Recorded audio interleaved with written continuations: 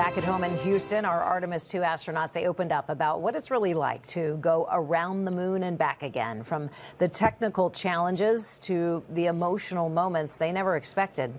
This mission is giving us this rare window into the human side of deep space exploration. Joining me now, former NASA astronaut, former commander of the International Space Station, and author of Dinner with an Astronaut. It's out this June, Leroy Chiao. Good to see you, sir. And also with us this morning, Jim Green. He is a former NASA chief scientist, among many other accomplishments in your career. What an honor to have you both.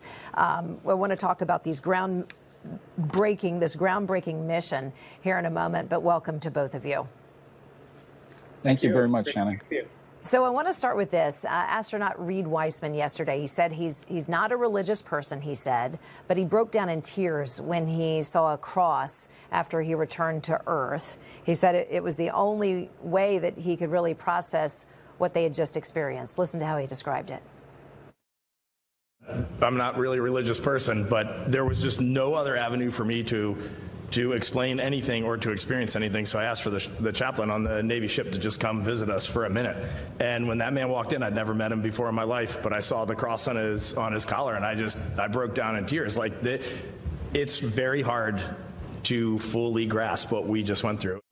Yeah, it's like there's no other explanation about what's going on there, Jim. The psychological impact of deep space travel. Talk to me about how many missions you've debriefed and been involved with. It's real. Well, from his perspective, he's human. You know, he's been in space. He's been doing some fantastic things. He's concentrated really hard on making the mission successful. He's left, his human side behind. And when he got to the aircraft carrier, it caught up with him. Absolutely. Leroy, I imagine nothing really prepares you. No, the years of training, they spent their whole lives, these four, getting ready for this moment. And you can't prepare for that emotional side when you're up in space looking out, at darkness and you see Earth right there. Well, right. I mean, even going into low Earth orbit, I don't think anyone flies into space without some pretty profound soul searching and introspection and, asking questions to yourself like, why are we here? What's it all about? And, even more so, of course, actually leaving the Earth's orbit and going around the moon and seeing the Earth as a blue marble. A lot of the Apollo astronauts, they were all affected too, and some of them had pretty religious experiences and other things like that. So not surprising at all. It's pretty awesome to be up there and look out at the universe and just feel like there's some kind of order. There's something out there that's guiding us. It's not all random. Can only imagine it. These astronauts also talked a bit more yesterday.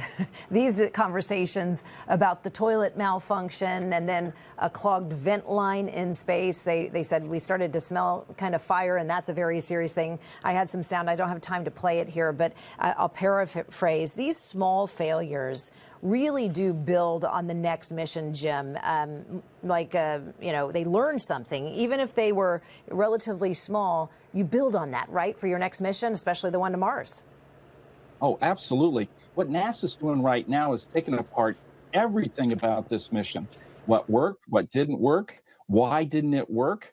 What do we need to do to upgrade the systems or processes or procedures to make sure we don't have these problems in the future, and getting ready for Artemis 3.